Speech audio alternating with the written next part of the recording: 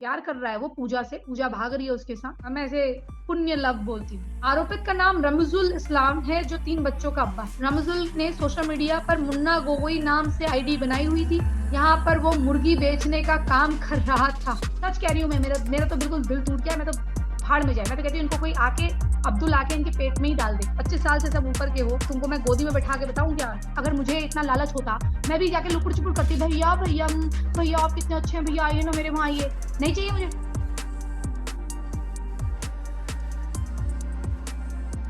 असम के नगांव में लव फसाद का मामला सामने आया है।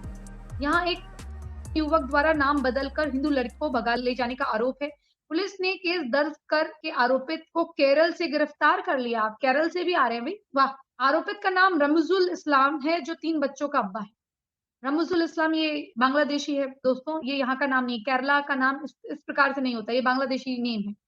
घटना लगभग 2 माह पुरानी है। रमजुल 1 मार्च 2023 को गिरफ्तार करके 3 दिन के बाद 4 मार्च को अदालत में पेश किया गया था। आरोपित ने कोर्ट की बिल्डिंग से कूदकर पुलिस कस्टडी से भागने का प्रयास किया था, लेकिन उसे पकड़ लिया गया। मीडिया रिपोर्ट्स के मुताबिक मामला नौगांव जिले के लाईगुड़ा गांव का है। यहाँ रमजुल इस्लाम अपने परिवार के साथ रहता है। उसके परिवार में बीवी के अलावा 3 नाबालिग हैं, मतलब बच्चे, 3 नाबालिग बच्चे हैं उसके। रमजुल ने सोशल मीडिया पर मुन्ना गोगोई नाम से आईडी बनाई हुई थी।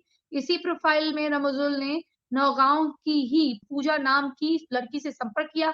कुछ दिनों के बाद उसकी बातचीत हुई, दोनों में संबंध बन गए। आरोप है कि एक दिन अचानक ही रमजुल पूजा को लेकर फरार हो गया। लड़की की मां ने इस घटना की पुलिस से शिकायत दर्ज कराई। पुलिस ने रमजुल की तलाश शुरू की तो उसकी लोकेशन केरल के एर्नाकुलम जिले में मिली। यहाँ पर वो मुर्गी बेचने का काम कर रहा था। मुर्गी मुर्गी कुछ याद आया? मुर्गी। और एक नीरज जी थे हमारे यूके वाले, वो मुर्गी को अच्छी तरह से जानते हैं। दावा किया जा रहा है कि एर्नाकुलम में भी रमजुल ने अपनी पहचान बदल कर रह रहा था। पुलिस 1 मार्च को रमजुल को गिरफ्तार कर लिया। पुलिस ने रमजुल की निशानदेही पर पूजा को भी बरामद कर लिया। दोनों को लेकर पुलिस असम आई। पूजा का आरोप है कि रमजुल ने उससे खुद को हिंदू बताकर जान पहचान की थी। हालांकि रमजुल का दावा है कि पूजा को उसके मुस्लिम के बारे में पता था। इस बीच 4 मार्च को पुलिस रमजुल को लेकर कोर्ट पहुंची थी। यहाँ उसने कोर्ट की बिल्डिंग से कूदकर पुलिस अभिरक्षा से भागने का प्रयास किया। हालांकि अपने प्रयास में रमजुल घायल हो गया। उसे पुलिस गिरफ्तार कर के इलाज के बाद पुलिस ने उसे जेल भेज दिया। क्या बात है भाई, प्यार प्यार है। रमजुल करे यार, वैसे भी रमजुल रमजुल क्या बात है भाई, 3 बच्चे हैं तुम्हारे, कोई बात नहीं, हिंदू बन जाओ, एक्स लगा लो तुम। हमारे साधु संत तुम्हें अपने साथ बैठा के लाइव करेंगे और तुम्हारी शादी भी करा देंगे, समझे मेरे भाई? तुम यहाँ आओ, मैं ही करा दूंगी तुम्हारी शादी, फिर लाइव करेंगे तुम और मैं। क्या बात भाई, एक कहाँ तू 4-4 कर। तो रमजुल के लिए मैं दुखी नहीं हूँ भाइयों, रमजुल अपना भाई है। 3 बच्चे हुए तो क्या हुआ, 5 भी होते, 10 भी होते तो क्या हुआ? प्यार कर रहा है वो पूजा से, पूजा भाग रही है उसके साथ, कोई बात नहीं, उसको हक है। बुरा बस मेरे को तब लगेगा जब पूजा पीस पीस हो जाएगी, तो बस बाकी कुछ नहीं। और रमजुल जैसे कोई लोग मुझे अगर सुन रहे हैं, तो मेरे भाइयों स्वागत है आपका, सनातन में आइए।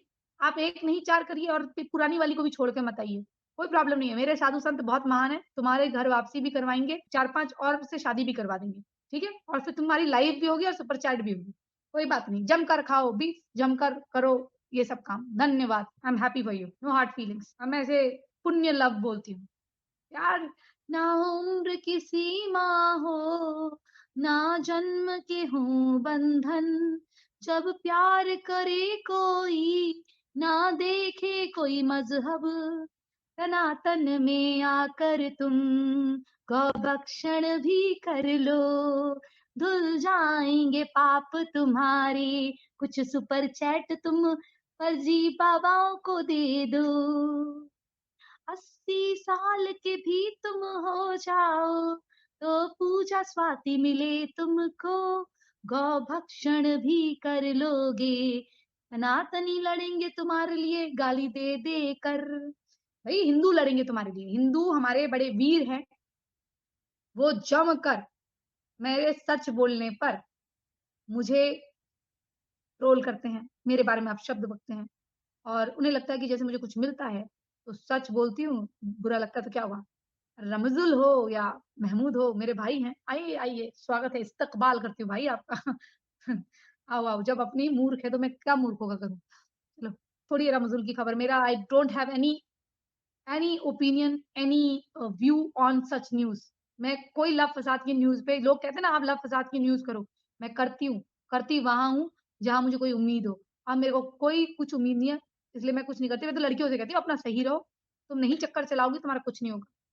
और किसी भई बाबा-शाबा के किसी उसमें मत रहना। जब तक तुम किसी को बहुत अच्छी तरह से जानती नहीं हो, जो पैसों के लिए गिर गया वो हर किसी चीज़ के लिए गिर गया, ठीक है? जो गौ-भक्षण करने वाले को अपने बगल में बैठा दे और उसकी तीमारदारी कर दे और तुमको बहन बोलकर डाउन करे, ऐसे आदमी को मैं अपनी जूते की नोक पे रखती हूँ। ऐसे आदमियों को मैं बिल्कुल भी मुँह नहीं लगाती, ठीक है? ऐसे लोगों को मैं ना उनके भगवे को रिस्पेक्ट करती हूँ क्योंकि उनका भगवा भी झूठा है और वो भी झूठे हैं। को अपमानित करते हैं ऐसे लोग, मैं उनको ना पूछती हूँ, ना कुछ, ना इज़्ज़त करती हूँ। मेरे को सामने मिलेगा, मैं पैर भी नहीं छूऊँगी उस आदमी की। बीमारी होके मरेंगे ऐसे लोग। जितना सनातन का नुकसान ऐसे लोगों ने करा है ना, इतने गंदे लोग हैं ये, इतने गंदे लोग और कभी अच्छा भी शत्रु को साथ बिठा के तुम चलते हो शत्रु को साथ बिठा के दुनिया भर के कर्म कांड करके, वो पूरी दुनिया भर की लड़कियों को ऐसी-तैसी करके यहाँ पर आएँगे, वो गाय का मीट भी खाएँगे और तुम यहाँ पर बिठाओगे और हमसे कहोगे ये सच्चे हैं और हमारे जो मूर्ख लड़के हैं आईटी वगैरह में काम करने वाले, कंप्यूटर में काम करने वाले, वो कहेंगे मैं एथिस्ट हूँ, मैं ये हूँ, मैं वो हूँ और फिर वो उनका साथ देंगे। तो ऐसे लड़कों को भी मरने दो, ऐसे लड़कियों को भी मरने दो, ऐसे बाबाओं को भी मरने दो। मैं तो किसी को भाड़ में जाए। सच कह रही हूँ मैं, मेरा मेरा तो बिल्कुल दिल टूट गया है, मैं तो भाड़ में जाए। मैं तो कहती हूँ इनको कोई आके अब्दुल आके इनके पेट में ही डाल दे। बहुत ही खुशी होगी मुझे क्योंकि जब तक इनके साथ ऐसा नहीं होगा, तब तक इनकी आँखें नहीं खुलेंगी और ये जो आँखों में पट्टी दूसरों को बना रखी है ना, उस दिन दूसरों की भी आँखें खुल जाएँगी। जो दूसरे लोग हैं ना, जो इनके पीछे-पीछे इनके घूम रहे टॉमी बन के, वो भी जिनके पास अपना खुद का दिमाग नहीं है। खुद नौकरी करते हो यार, तुम्हारा खुद का दिमाग नहीं चलता कौन सच बोल रहा है, कौन बुरा बोल रहा है। अगर मुझे इतना लालच होता, मैं भी जाके लुकुर-चुपुर करती, "भैया, भैया भैया आप कितने अच्छे हैं, भैया आइए ना मेरे वहाँ आइए।" नहीं चाहिए मुझे, नहीं चाहिए ऐसी चीज़ें। और वो सिखाएगा, "तुम उसके वहाँ मत जाओ, उसके वहाँ जाओगे तो तुमको अरे भाड़ में जाओ यार तुम।" अगर आज एक व्यक्ति धमाधम पेलता है, खूब खाता है, गाय खाता है और सनातनी बहनों के साथ कुकर्म करता है, तो हमारी सनातनी बहनों के साथ। मैं आपका बस माइंडसेट जानना चाह रही हूँ। एक व्यक्ति जो आज खूब धमाधम बचपन से लेकर 32-30 साल की उम्र तक, 50 साल की उम्र तक ये सब खा रहा है। उसके बाद अचानक वो कोई स्कैम कर दे या कोई घोटाले कर दे, 300-400 करोड़ के, 500 करोड़ के। उसके बाद उसको वहाँ से निकाल दिया जाए और वो कुछ खूब दुष्कर्म करे उसने, बहनों के साथ, माताओं के साथ, कुछ फर्जीवाड़ा करा हो। अब वो बचने के लिए आपका सनातन धर्म अपना ले, तो आप उसे माफ़ कर दो? हाँ या ना? बस मुझे इतना पूछना है। आप ये सोचो कि वो लड़की हमारी बहन है, आपकी बहन है, फिर वो आपसे कहे कि मैं सनातन में आ गया हूँ, मुझे माफ़ कर दो, आप माफ़ कर दोगे? हाँ या ना? आप माफ़ कर दोगे? बस उतनी बात पूछी, इतनी बात में आपको इतना समय लग रहा है तो आई अंडरस्टैंड, आप कर दोगे माफ़, मैं नहीं करती, क्योंकि इंसान अपनी फ़ितरत कभी नहीं छोड़ सकता। बिल्कुल नहीं करना चाहिए, बिल्कुल, क्योंकि ऐसे लोग कभी किसी के नहीं होते, मौका परस्त होते हैं। अगर वो सच्चे होते, तो अपना केस सॉर्ट आउट करते, अपने गुनाहों को कबूल करते या फिर उसका उस लड़ते और फिर आते।